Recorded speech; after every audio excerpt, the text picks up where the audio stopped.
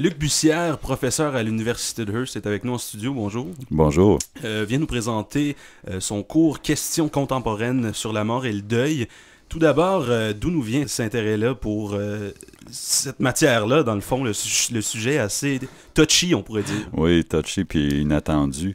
Ça remonte déjà à plus d'une dizaine d'années, Philippe, quand j'ai donné ces cours-là pour la première fois, 2 cours en réalité. Ça, c'est le deuxième d'une série de 2. Il y en a un qui est plus sur l'histoire de notre rapport à la mort, les humains, depuis le début de l'humanité jusqu'à aujourd'hui, à travers surtout les rites funéraires. Mais celui dont on parle aujourd'hui, c'est plus contemporain, là. C'est de là le titre Questions contemporaines sur la mort et le deuil. C'est parti d'une idée où je me disais, la mort, c'est un sujet important qui concerne tout le monde. C'est pas normal qu'on puisse pas jamais en parler, mais quand est-ce que c'est le bon moment? Faites le test, voire dites, ça me tente de parler de la mort aujourd'hui, voir ce que les gens vont vous dire autour. Ils vont vouloir vous envoyer consulter quelque part.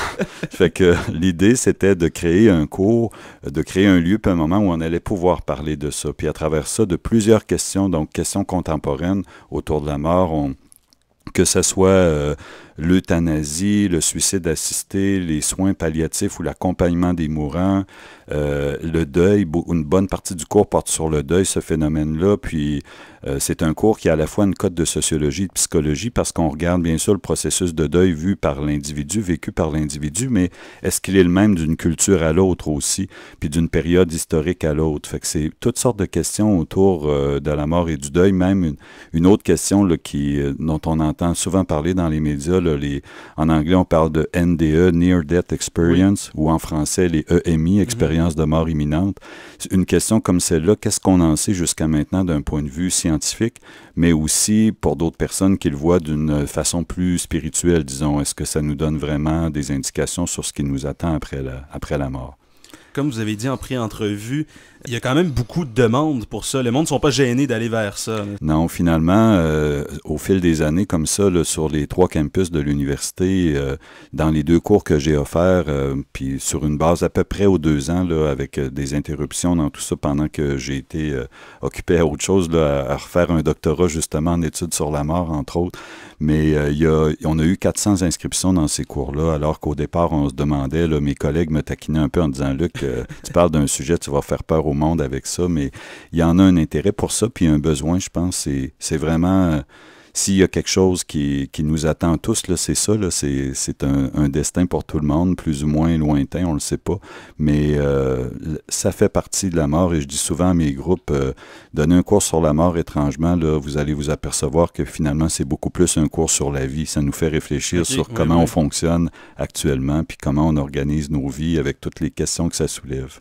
Alors là, est-ce que c'est disponible présentement, ce cours-là? C'est un cours qui va s'offrir à partir du mois de janvier, puis le format est un peu, pour cet hiver, là, c'est un cours qui s'offre au campus de Kapuskasing, donc qui ne s'offre pas à Hearst. Mais on a pensé que c'était bon d'en parler quand même aux gens de Hearst parce qu'ils se donnent sur 3 fins de semaine, donc 3 vendredis, 3 samedis, et 3 fins de semaine, le cours est terminé. Donc c'est un cours qu'on appelle en bloc, là, qui est intensif. Donc ça se donne les 10 et 11 janvier, 31 janvier, 1er février, et 28 février et 1er mars. Donc, à l'intérieur d'un peu moins de 2 mois, le cours est terminé. Ça pourrait vouloir dire pour des gens de Hearst qui voudraient le faire cet hiver, de voyager, de faire 3 fins de semaine de voyage, là, des vendredis et samedis. Les cours sont de 9 h le matin à 4 h le soir, donc 6 heures de cours par jour.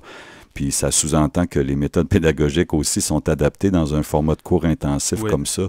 On ne fait pas un cours le magistral où c'est moi qui vais parler pendant 6 heures par jour, 12 heures par fin de semaine. Pour ça. Non, c'est ça. Fait que c'est justement un cours où on a des questions à se poser puis on a besoin de discuter. Fait je fournis du matériel, mais autour de ça, toute la pédagogie est organisée autour d'un questionnement puis de discussion.